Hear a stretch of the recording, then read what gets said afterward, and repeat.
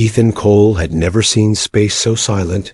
His ship, the Drifter 9, floated through black clouds of dust, engines dying one by one. He pressed the control pad again and again, hoping to wake the navigation system, but only sparks came from the console. The storm outside glowed with violet lightning.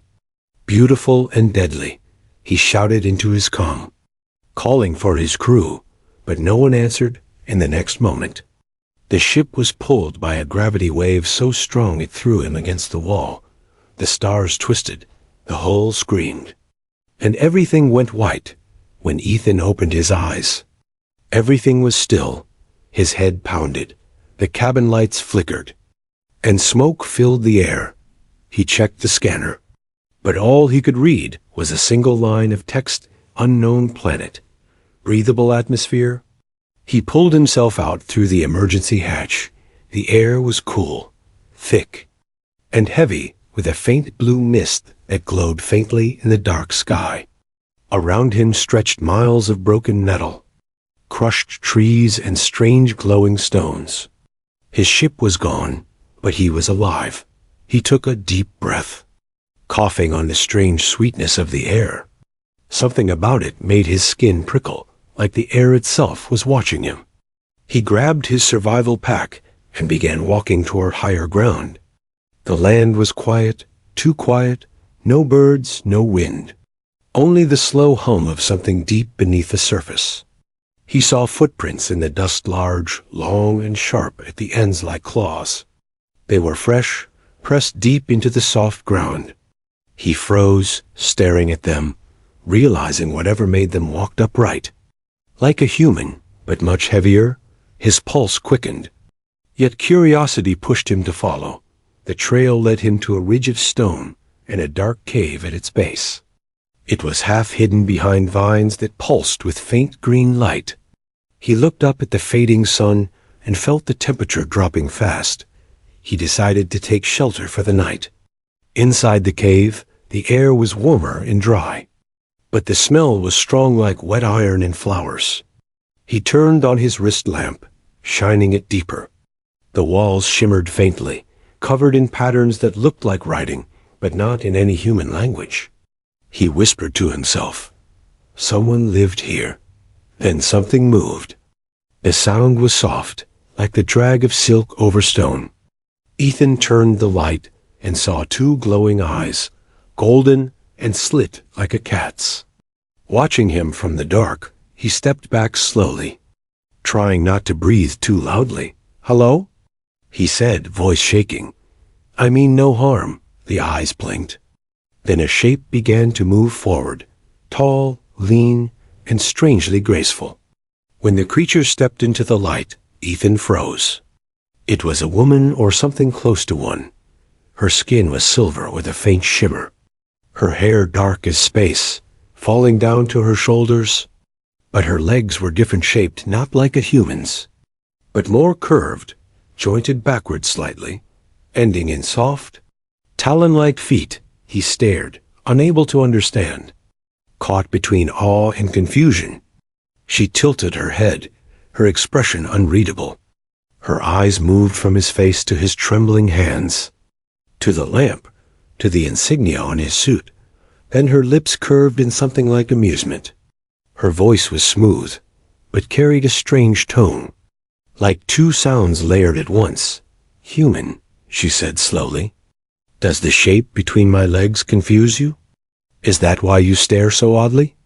Ethan's face burned red. He stammered, trying to speak. I wasn't. I mean, I've never seen." She laughed softly, the sound echoing through the cave like wind chimes in a storm. "I have watched your kind before," she said, stepping closer. "You look, then fear what you cannot name." Ethan took a step back until his shoulders hit the rock wall. Her presence filled the air, not threatening, but powerful. The way she moved was both alien and human, every motion precise, confident. "What are you?" Ethan asked quietly. Her golden eyes glowed brighter. "Alive," she said simply. "Like you." Then she tilted her head again, her voice dropping lower. But not from your stars. Ethan's lamp began to flicker, shadows dancing across the cave walls.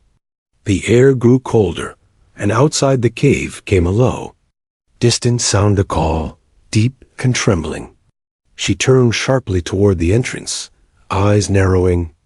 "You should not be here at night," she said quickly, her tone now sharp and serious. "Why?" Ethan asked, confused. She looked back at him, her gaze steady. "Because the mist calls the feeders, and they hunt by warmth." Then she looked at his lamp, its light glowing faintly red. "They will come for that." Ethan quickly shut off the lamp, leaving them both in near darkness, the only light now the faint glow from her skin. The distant sound grew louder, a shriek mixed with thunder. Ethan's breath caught in his throat. She stepped closer and whispered, "If you move now, human, you die before dawn." Her voice was soft but unshakable, and he believed her completely. He stood frozen, heart pounding, outside. The shrieks came again. Closer this time, Ethan closed his eyes and whispered a quiet prayer he didn't even remember learning. The alien woman's silhouette moved just enough for him to see her hand reaching out to him. Steady and strong. "Stay beside me," she said, "and you might see another sunrise." For a long moment, they stood together in the dark, surrounded by strange sounds of hunting things. And though Ethan didn't know if he would survive, one thought filled his mind. This world was not empty, and he was no longer alone.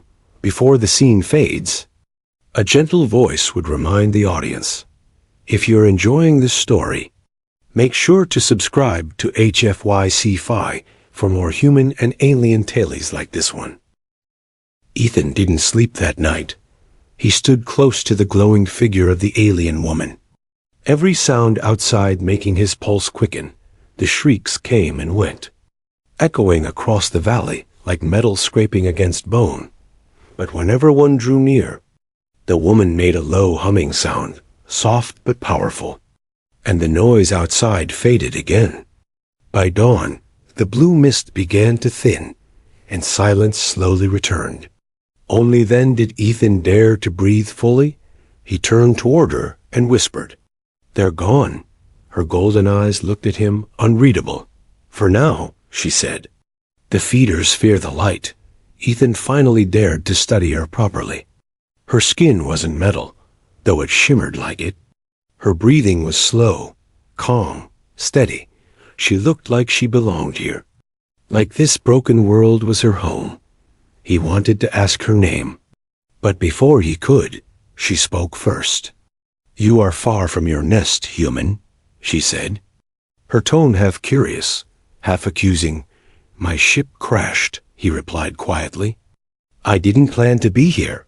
She raised an eyebrow. "Then fate plans for you." She moved toward the cave mouth.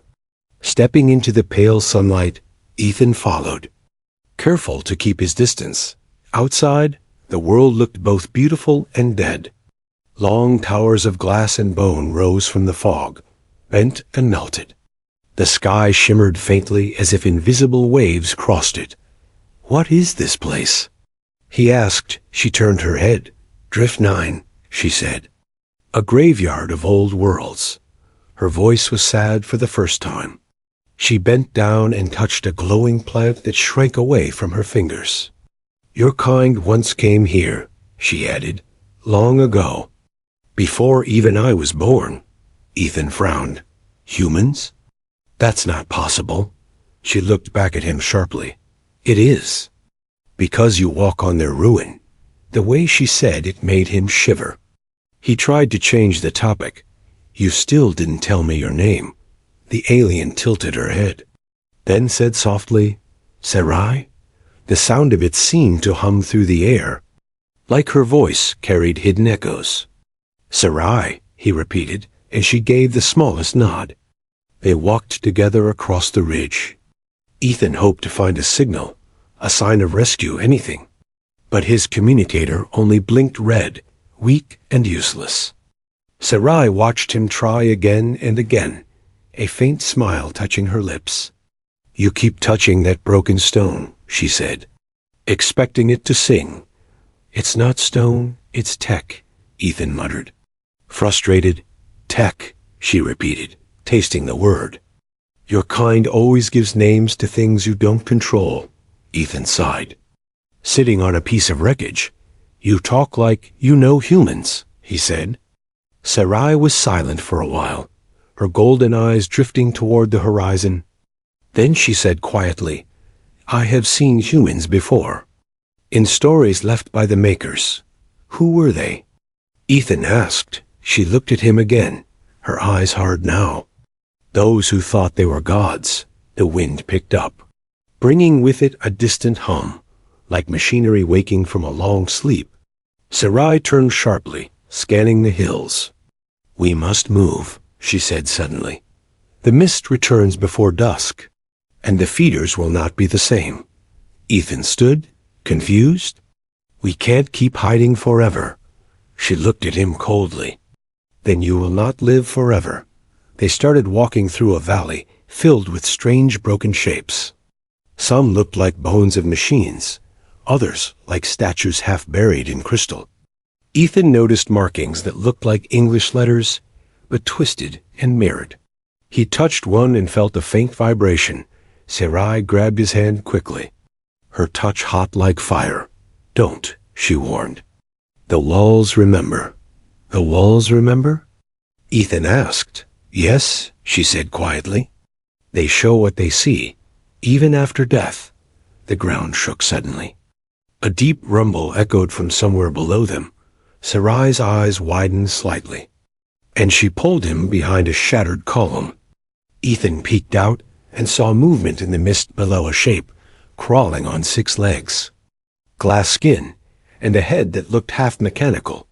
It moved like a predator, sniffing the air. Ethan whispered, "Is that?" "Yes," Sarai answered before he finished. "A feeder that survived the light." The creature stopped, its head turning slowly. Sarai held her breath, motionless as stone. Ethan's heart pounded so loudly, he was sure the thing could hear it. It took one step, then another. Sarai placed her hand over his mouth and leaned close, her breath warm against his ear. "Do not move," she whispered. "Do not even think of fear." The feeder passed, vanishing into the fog when it was gone. Sarai lowered her hand, and Ethan finally exhaled. "That thing looked like a nightmare," he muttered. Sarai turned to him.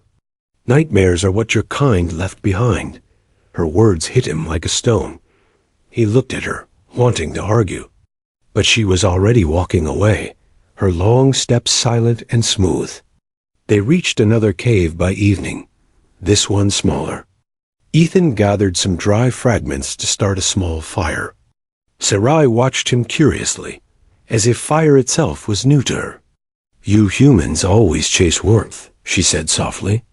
"It's how we survive," he replied. Sarai sat beside him, her eyes reflecting the flame like liquid gold. "Do you think your people will come for you?" she asked. "I hope so," he said. "They'll scan my beacon." "They'll find me." Sarai looked down, her expression unreadable. "Perhaps," she whispered. "Or perhaps they will find what they lost and fear it again." Ethan frowned. "What do you mean?" Sarai didn't answer. She stood, walking toward the mouth of the cave, staring at the 2 moons rising above the horizon. Her silhouette looked both lonely and strong. "Sleep if you can, human," she said softly. "Tomorrow you will see what your kind has forgotten." Ethan wanted to ask more, but the look on her face silenced him. He lay back, staring at the glowing mist outside. Every sound felt alive, whispering secrets he couldn't understand. And as his eyes closed, one final thought filled his mind.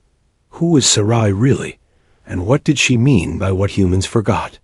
The wind outside carried faint echoes of voices that didn't belong to this world, and far above, unseen by both of them, a small red light blinked in orbit. Something had noticed his distress beacon. When darkness returned, it came fast, the twin moons sank behind the ridge, and the strange blue mist thickened until the whole valley vanished beneath it. Ethan sat beside the fading fire, watching the light dance across Sarai's silver skin. She sat motionless, her eyes half closed, listening to something only she could hear. Outside, a low hum filled the air, deep and slow, like the breathing of the planet itself. "What is that sound?" Ethan whispered. "The pulse of Drift 9, Sarai said quietly. "When the mist rises, the planet remembers." Her voice sent a shiver down his spine. He glanced at the entrance of the cave, where shadows twisted in the fog like moving ghosts. "Remembers what?" he asked. Sarai turned her gaze toward him, her golden eyes glowing faintly. "Everything it has swallowed," she answered.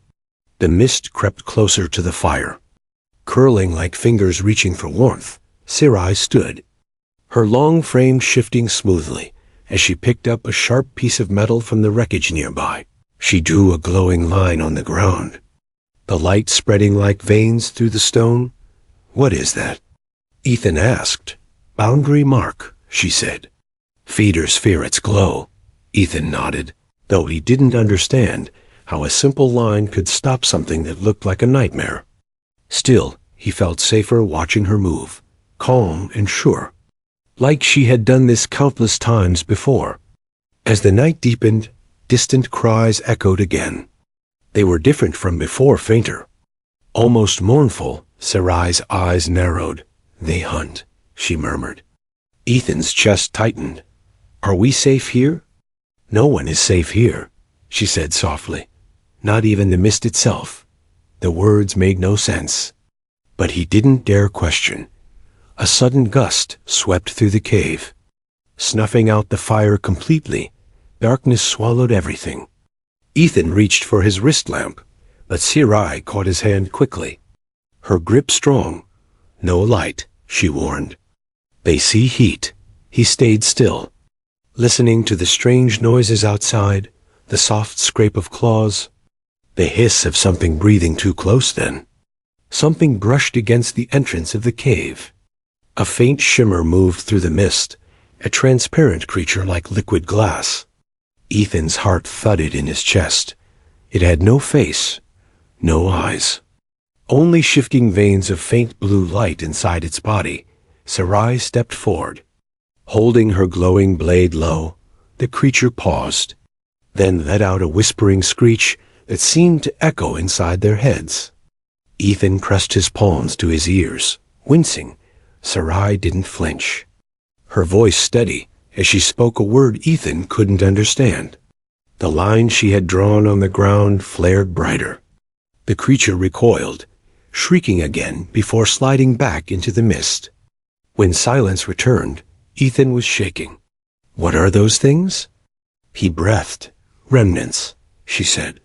"Pieces of what this world used to be, changed by the mist until they forgot their shape." Ethan stared at her, trying to read her face.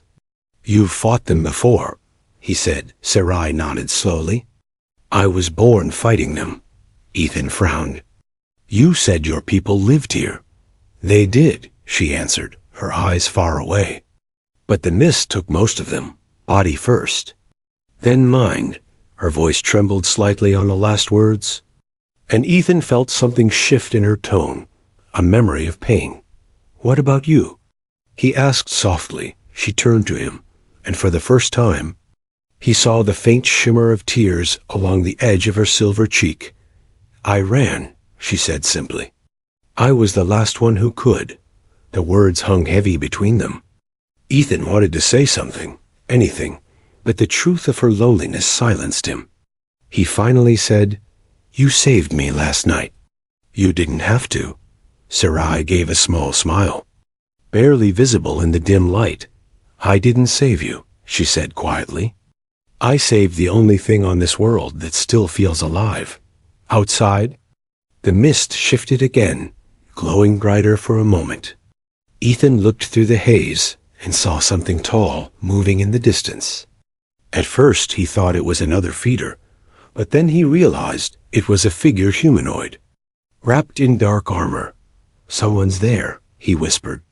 Sarai's head turned sharply, her expression instantly serious.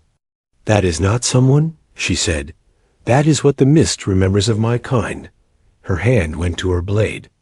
But before she could move, the figure raised its head, and a distorted voice filled the air. Sarai, it said in a warped echo. Come home. Ethan stepped back, shocked. It knows your name. Sarai's eyes filled with both fear and anger. That is not my kin, she said coldly. It is their shadow. The figure moved closer, its body flickering like a broken hologram. Sarai grabbed Ethan's arm, pulling him behind her. The glow from her mark began to fade as the mist thickened. Run? Ethan whispered. She shook her head. If we run, it follows. If we fight, we may live. The shadow lunged forward, its arm turning into a long blade of mist. Sarai met it head on, her glowing weapon clashing with a burst of blue sparks. Ethan ducked, the ground shaking beneath him. The two figures moved faster than his eyes could follow, silver and blue light flashing in the darkness. Sarai shouted a word that echoed like thunder, and the shadow split apart, screaming into smoke, then silence. Ethan crawled toward her as she dropped to one knee. Breathing hard, a deep gash ran across her shoulder. Glowing faintly, he tore a piece of his sleeve and pressed it against the wound. It's okay, he said quickly. You'll be okay. Sarai's golden eyes softened as she looked at him. Her hand touched his chest lightly. You care for a stranger, she whispered. He nodded. You're not a stranger anymore. The mist began to fade with the coming dawn. The blue light died slowly, and the world turned pale again. Sarai looked toward the horizon, where faint towers rose out of the fog. We go there, she said. The core will tell us what still hides beneath Drift 9. Ethan followed her gaze. Uneasy but curious. What's in the core?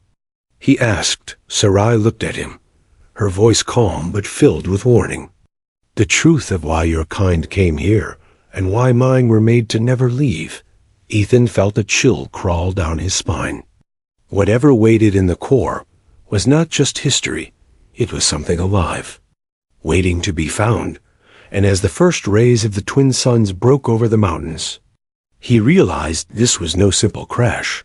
He had fallen into a secret that the universe wanted buried. The suns rose weakly over Drift 9. Their light didn't warm the air. It only made the ruins shimmer like broken mirrors scattered across a dead ocean.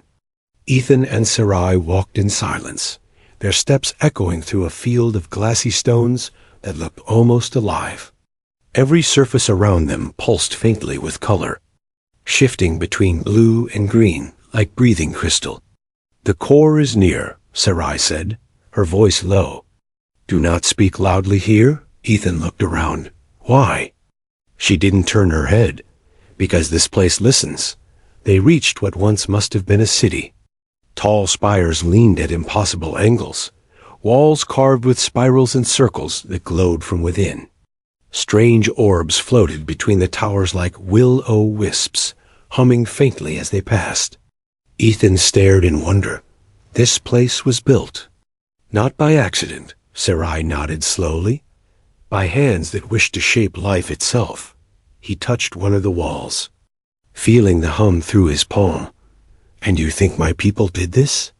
She looked at him. You still doubt? They moved deeper, and the air grew colder. The mist here was thinner, but it shimmered with faint static.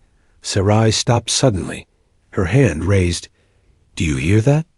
Ethan strained his ears and caught a faint, rhythmic thumping, like a heartbeat beneath stone. What is that? The core, she said quietly. Still alive. They came upon a wide-open chamber where the ground dipped into a vast crater of metal and glass. At its center stood a tower rising from the pit, still glowing faintly. Around it were hundreds of statues tall, elegant, humanoid forms with faces hidden behind smooth masks.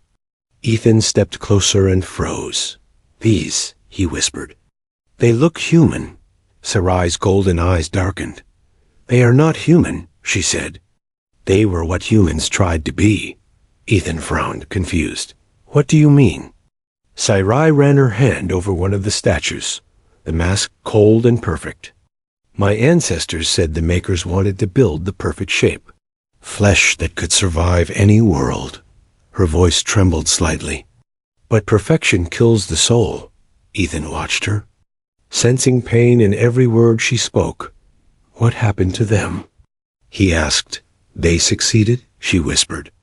And then they vanished. They climbed down into the crater. Ethan's communicator began to blink again.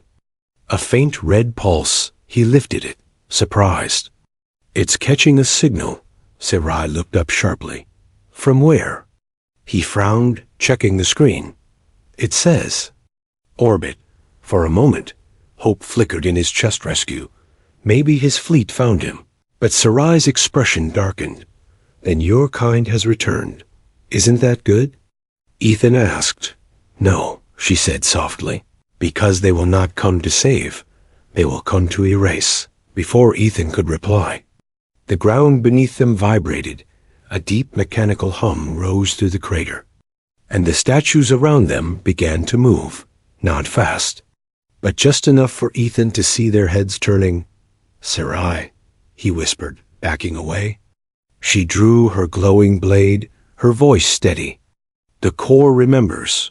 The central tower opened like a flower of metal, releasing a beam of golden light into the sky.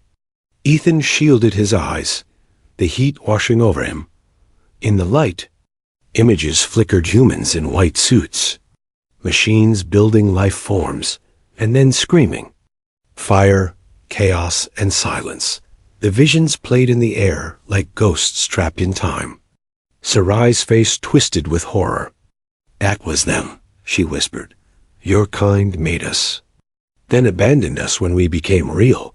Ethan shook his head in disbelief. No, that can't be right. Those were ancient experiments.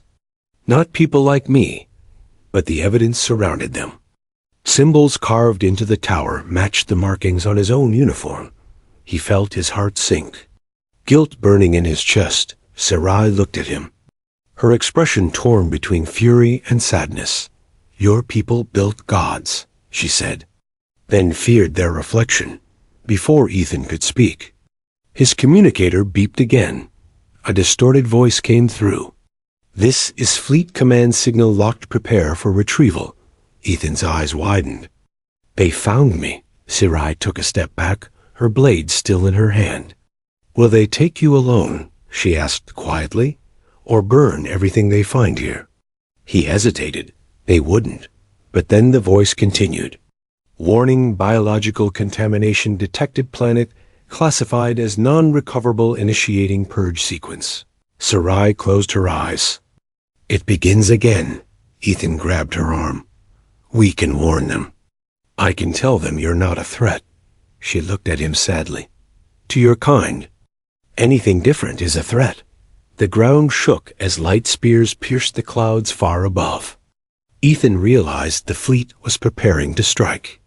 Sarai looked toward the sky, her voice breaking for the first time. Your kind will finish what they started. Ethan's communicator began to glow white, a transport lock activating around him. He felt a pull, his body rising slightly. Sarai grabbed his arm tightly, holding him down. Do not go, she said. If you leave now, they will kill me. Ethan's mind raced. Torn between two worlds, his duty and the strange bond that had grown between them. Sarai, I can stop this, he said desperately. She shook her head. You cannot stop what your kind calls cleansing. A loud crack split the sky, and the tower around them began to collapse. Sarai pushed him toward a tunnel leading beneath the crater. Go, she shouted. Before the sky falls. Ethan grabbed her hand, refusing to let go. I'm not leaving without you, he said. She stared at him in disbelief, the first real flicker of hope in her golden eyes. Then, for the first time, she smiled a small, trembling smile, filled with something close to trust. "Then we run together," she said. The tower above them exploded, shards of light raining down as they dove into the dark tunnel. Behind them, the core screamed a sound like metal tearing through time. The ground shook violently, and Ethan fell hard, the world spinning. When he opened his eyes again, everything was silent except for Sarai's voice echoing softly in the dark. "The core has awakened the truth, and your people are coming to bury it again." Ethan lay there, breathing hard, staring into the shadows. If the core's memories were real, then humans weren't the heroes of this story. They were the ones who broke a world and walked away. And now, the same world might take its revenge. The tunnel shook as they ran. Dust and silver light rained from the ceiling, each pulse of thunder above marking another strike from the ships in orbit. Ethan could feel the ground humming beneath his boots, the vibration of engines miles overhead, preparing the purge. Sarai ran ahead, her blade glowing faintly to light the path, her breath quick but steady. When they finally reached the lower chamber, the noise faded to a deep, distant roar. For a brief moment they could breathe. Ethan leaned against the wall, panting. "We made it," Sarai didn't answer, her eyes fixed on a dark panel in the wall that had just started to glow. "What is that?" Ethan asked. "A gate," she said softly. "A memory gate." The panel unfolded like petals, revealing a hollow room lined with glass tubes. Inside each tube floated bodies, half human, half alien, motionless, but still preserved. Ethan stared, his stomach twisting. "What is this place?" Sarai stepped forward, her hand trembling slightly. "This is where we began," she whispered. "This is where the Makers tested us." Ethan walked closer, reading faded symbols on the control panel. The language was old, but still recognizable Earth script. He swallowed hard. "This is human tech." Sarai turned to him sharply, pain flashing in her golden eyes. "So it's true then," she said. "Your kind built my kind and then left us to die." He shook his head quickly. "I wasn't even alive when this happened. This was centuries ago." Her voice grew cold. "And yet it is your name they carved into our walls." Before Ethan could answer, his communicator crackled to life again. "Pilot Cole." "This is Fleet Command," said the metallic voice. "We have your signal. Hold position for extraction." Ethan froze, glancing toward Sarai. "They're coming," he said. "We can get out, both of us." Sarai's eyes narrowed. "Both of us? Will your fleet see me as life or as contamination?" He stepped closer, pleading. "I'll explain. I'll make them understand." Sarai laughed bitterly. "You still believe understanding is stronger than fear." The floor vibrated again as a beam of white light split the ceiling open. A drone descended through the dust-sleek silver and covered in the same markings as Ethan's ship. It scanned the chamber, then spoke in a calm mechanical voice. "Human biosignature confirmed. Initiating retrieval. Warning. Non-human organism detected. Cleansing required." Sarai's expression turned to stone. Ethan shouted, "No, wait, she's not hostile." The drone ignored him, charging a bright pulse of energy. Without hesitation, Sarai swung her blade, the slash cutting through metal and light. The drone exploded, scattering sparks across the chamber. "Now your fleet will know you resisted protocol," she said. "They will send more." Ethan rubbed his forehead, trying to think. "We need to hide or contact them first." But Sarai was already walking toward a console at the far end of the room. Symbols glowed beneath her hands, awakening old systems. The tubes around them flickered, one by one, and holographic images appeared, humans in white suits injecting light into alien veins. Voices echoed through the speakers. Subject: Sarai Type 7 viable hybrid high cognitive potential. Ethan's blood ran cold.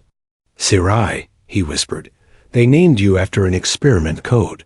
She froze, her entire body trembling. Her voice was a whisper. Sirai. Isn't my name? She slammed her hand into the console, shattering the projection. Your kind gave me numbers, she said, her voice breaking. And now you want me to forgive them. Ethan stepped forward. But she turned on him, her blade aimed at his chest. Why should I trust you, human? He didn't move, didn't raise a weapon. Because I'm not them, he said softly. I didn't make you. But I can stand beside you now. For a moment, the only sound was the hum of the core far above. Then Sirai lowered the blade, her eyes shining with something between fury and sorrow. The communicator crackled again. Pilot Cole. Surrender to extraction or be neutralized. Ethan looked up. They think I'm with you. Then you are already guilty, Sirai said. A sudden blast ripped through the tunnel behind them. More drones swarmed in 3, then 5, each armed with plasma emitters glowing white. Ethan fired his blaster, taking down one. But the others circled fast. Sirai moved like a storm, spinning through light and smoke. Her strikes precise, her movements a blur. Ethan saw her fall to one knee as a blast grazed her side, and he ran to cover her, firing until the last drone crashed into the wall. Silence fell again, broken only by Sarai's labored breathing. He tore off part of his uniform, pressing it to her wound. You're hurt, he said. I've had worse, she whispered, forcing a smile. Your kind is difficult to protect. Ethan looked into her eyes and saw something shift there. A fragile spark of trust. I'll make them stop, he said. I swear it, Sarai's voice was faint. Words can't stop stars from falling. Ethan checked the console again, scanning the signal. If he could reroute the fleet's target lock, maybe he could delay the purge. Can you move? He asked. She nodded weakly. Yes, but not far. He worked fast, fingers flying over the console, bypassing systems older than any human alive. The screen flashed access granted. Purge protocol linked. Ethan's heart pounded. I can redirect it. Sarai looked at him with disbelief. You would betray your own fleet? He met her gaze. If my people are the monsters this time, then yes. The chamber lights flickered red as the fleet's countdown began. 5 minutes until the surface strike. Sarai stood beside him, her hand trembling slightly as she touched his shoulder. You do not act like the Makers, she said softly. Maybe your kind can still change. He turned to her, and for the first time, he smiled. Maybe we both can. The console beeped the signal had been intercepted. Ethan froze as a cold voice filled the air. Unauthorized interference detected. Planetary lock re-established. Sarai's expression hardened. They are faster than we thought. She grabbed his hand, pulling him toward a narrow passage at the side of the room. There is one place they cannot see, she said. But we must reach it before the sky burns. Behind them. The tubes shattered, the figures inside dissolving into mist. Ghostly shapes filled the air, voices whispering fragments of the past. Why did you leave us? We were alive. We were human too. Ethan covered his ears, shouting, Sarai, what is this? The Core's memories, she said. They awakened to witness their end. They ran through collapsing tunnels, the walls glowing red as the first orbital beams sliced through the surface above. Ethan stumbled, dragging Sarai close, her weight heavy but warm against him. Ahead, a circular door opened with a hiss of air inside, was a small craft. Ancient but intact, Sarai looked back one last time at the burning tunnels. Drift 9 dies today, she whispered. But not its truth. Ethan pushed her toward the ship, shouting over the growing roar. Then let's make sure someone remembers it. They climbed inside as fire ripped through the world behind them. The engines flared to life with a deep, trembling hum. As the ship rose, Ethan looked through the cracked viewport and saw the sky erupting in white light. The fleet had begun the purge. Sarai placed her hand over his, guiding the controls. "Hold steady, human," she said. "Our world ends. But our story doesn't." Together they ascended into the storm of light, leaving the ruins behind, and as the fire swallowed Drift 9, Ethan realized that his greatest act of loyalty wasn't to his fleet. It was to the alien who had taught him what humanity truly meant. The small craft shuddered as it climbed through Drift 9's burning sky. Below them, the surface tore open in waves of white fire, each blast from orbit shaking the planet's dying crust. Ethan gripped the control handles, his knuckles white, while Sarai's long fingers danced across alien runes glowing faintly blue. Smoke and lightning coiled together outside the cockpit like living snakes. "We won't clear the atmosphere before the next wave," Ethan shouted. Sarai's voice stayed calm, even as the ship tilted violently. "Then we ride the storm instead of running from it." She pulled a lever Ethan didn't recognize, and the craft folded its wings inward, plunging into the thickest part of the clouds. The storm swallowed them whole, blue fire bursting across the windows. Ethan's stomach lurched as gravity disappeared. Alarm screamed. Red light painting Sarai's silver skin in flashes. "Are you trying to kill us?" he yelled. She looked at him sharply, a small grin flickering on her lips. "No. I'm trying to teach you how to live." The ship spun, but then steadied, caught inside a spiraling current of charged air. Sarai adjusted the thrusters, matching the rhythm of the storm like a dancer following a heartbeat. For a moment, Ethan forgot the world outside. The light reflected in her eyes made her seem almost celestial. Something between creation and chaos. He found himself staring again, the same way he had the first night in the cave. She noticed, her grin fading into something softer. "Still confused by the shape between my legs, human?" she teased quietly. Ethan laughed breathlessly. "Maybe it's your wings now." Her golden eyes warmed for a second. "Then look ahead. Because they're the only thing keeping you alive." A violent flash erupted ahead. 3 drones burst through the clouds, their metallic hulls reflecting the storm's fire. Ethan's heart slammed against his chest. "They followed us." Sarai's jaw tightened. "Fleet hunters," she said. "They track your signal."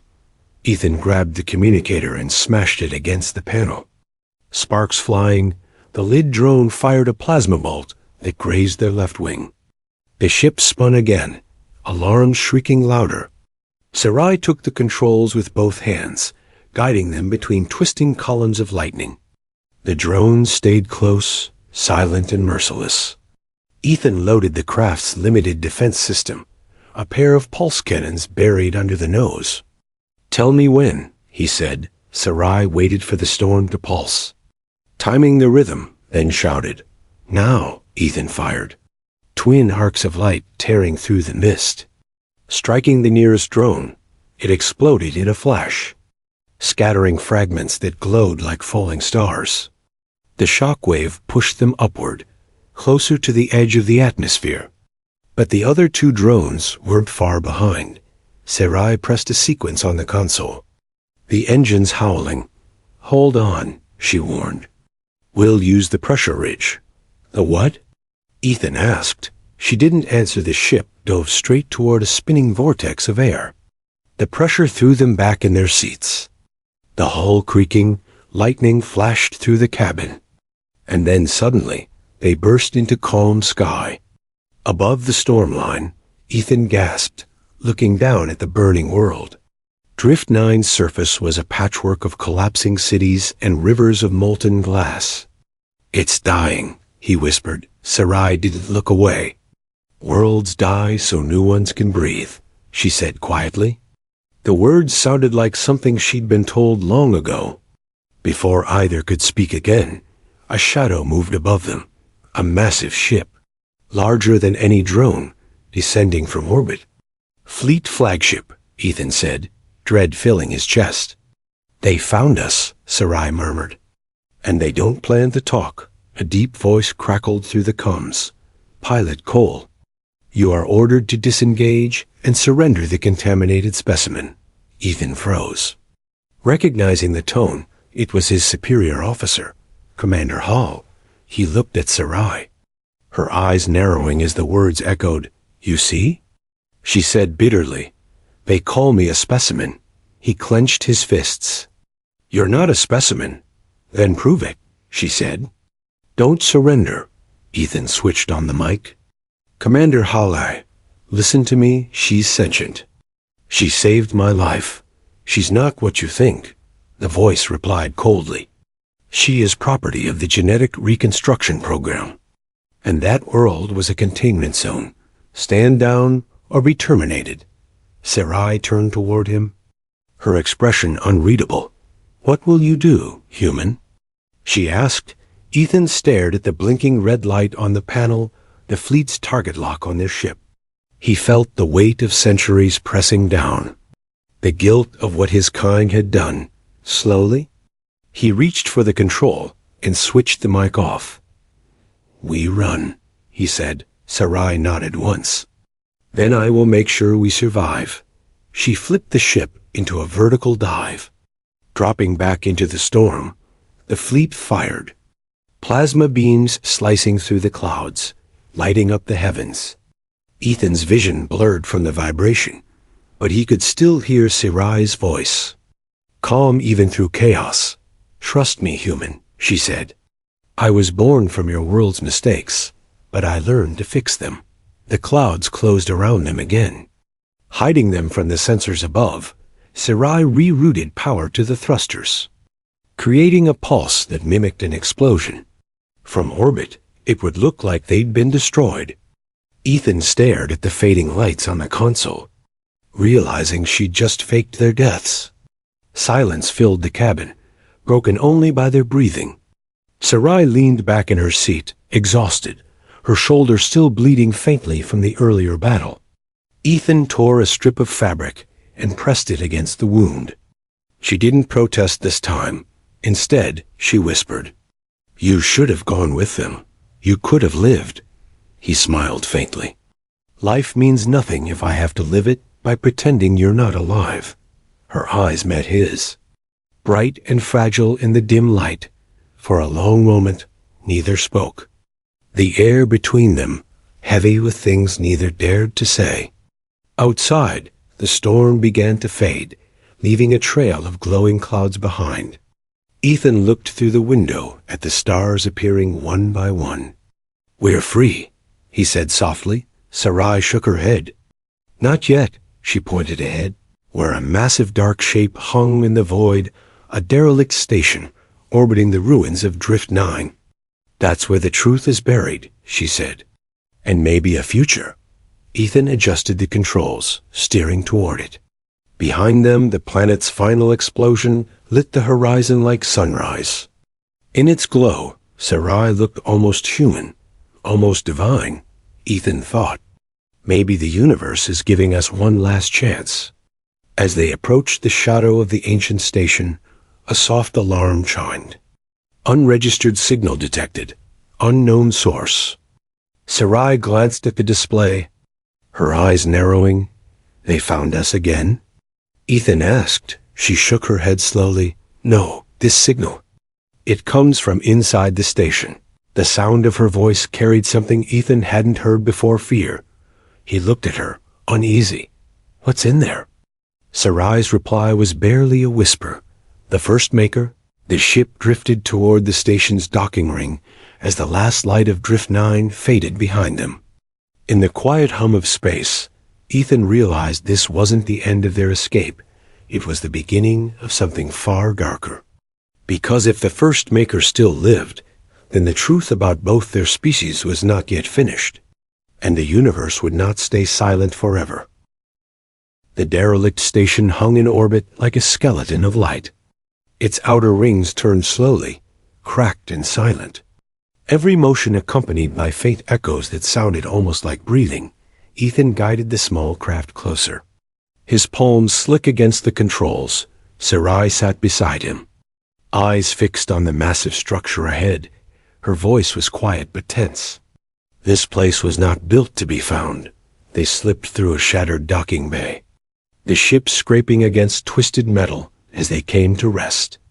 Inside, the air shimmered faintly thin, cold but still breathable when they stepped out. Gravity pulled gently on their feet. Ethan's boots echoed through the corridor, each step disturbing dust older than memory. Faded banners clung to the walls, their symbols half human, half unknown. Sarai brushed her hand across one, her fingers trembling. This station was called Genesis 1, she said. It was where the Makers created everything they feared to birth on their own worlds. The lights flickered as if waking, a low hum rolling through the corridors. Ethan felt the floor vibrate beneath his boots.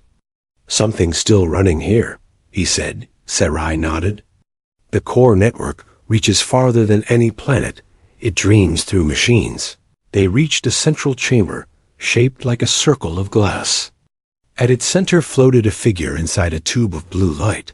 It looked human at first glance, tall, pale, hair silver like Sarai's skin, but its eyes were open, glowing with the same golden hue as hers. Ethan whispered, "The first Maker." Sarai stared in silence, the reflection of the figure burning in her eyes. For a long moment, neither moved. Then the voice came not from the body, but from every wall around them. "You were never meant to return," it said. Calm and heavy, Ethan spun around. "Who's speaking?" "The architect of your species' sin," the voice replied, "and the mother of hers." Sarai stepped forward, anger breaking through her fear. "You made us and left us to rot," she said. "Why?" The voice seemed almost sorrowful. "Because we created what we could not control." Ethan clenched his fists. "So you killed them?" "No," the voice said softly. "They killed themselves trying to be perfect." The light inside the tube flickered, showing images all around the chamber, humans in laboratories, alien forms in tanks, flames rising as systems failed. Sarai's face twisted with grief. "You abandoned us," she whispered. "You watched us die." "I tried to preserve what remained," said the voice, "and failed." The lights dimmed, and the voice dropped lower, almost human. "But now the cycle begins again. Your fleet will purge this station as it purged the world below." Ethan's communicator crackled to life, a new transmission breaking through. "Pilot Cole, your transponder has been traced. Orbital cleansing will commence in 2 minutes." He turned to Sarai. "They're going to destroy everything." Sarai's golden eyes burned with sudden fire. "Then we stop them," she said. Ethan looked at the figure in the tube. "Can this place broadcast?" The voice replied, "It can speak to every ship that still listens." "Then connect me," Ethan said. "You would defy your own kind for her?"